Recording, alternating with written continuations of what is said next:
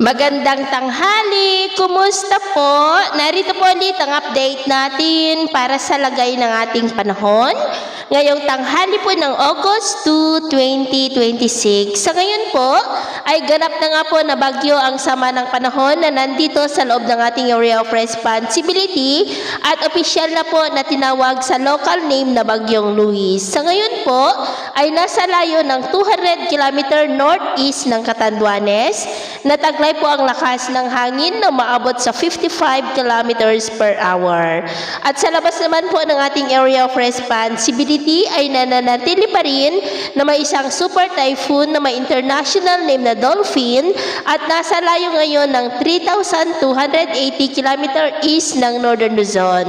Posible po yan na makalapit sa ating area of responsibility after 2 to 3 days. At sa atin naman po ang wind-mouth forecast, posible na mananatili lamang sa silangan ng Luzon ang Bagyong Luis hanggang sa Martes at mawawala rin yan dahil mahihila ng Super Typhoon Dolphin palayo po dito sa ating bansa kasabay rin ng paghatak nito ng habagat na siya naman pong magpapaulan sa ating bansa lalo na po sa mga susunod pa na araw.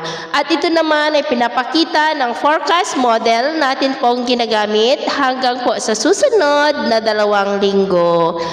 At sa lagay naman po ng ating panahon, dahil sa bagyo ay nakataas ngayon ang Tropical Cyclone Wind Signal number 1 sa may Polillo Islands, Camarines Norte, the northern portion ng Camarines Sur, sa may Caramuan, Presentacion, Garchitorena, Lagonoy, Tinambak, Siruma, Goa, San Jose, Tigaon, Calabanga at dyan po sa may Catanduanes. At mamaya po ay asahan natin ang mas maulap na kalangitan with isolated rains sa may extreme Northern Luzon, malaking bahagi ng Northern Luzon, Central Luzon, Metro Manila, Calabarzon, Bicol Region, Mimaropa, Panay Island, Negros, Cebu, ilang bahagi po ng Bohol, ilang bahagi ng Leyte, Samar Island, Basilan, at sa ilang bahagi po ng Mindanao. Kaya mag-ingat po tayo, lalo na sa mga banta pa rin ng mga pagbaha at pagguho ng lupa.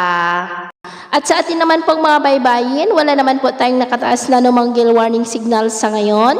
Pero iba yung pag-iingat lamang po kung papalaot tayo para mas makaiwas sa mga sakunang pangkaragatan. So, ito lang latest update natin sa araw na ito. Ako po muli si James na nagsasabing sa kahit na pagsubok po na darating sa ating buhay, huwag na huwag po tayong mawawalan ng pag-asa. Thank you and God bless!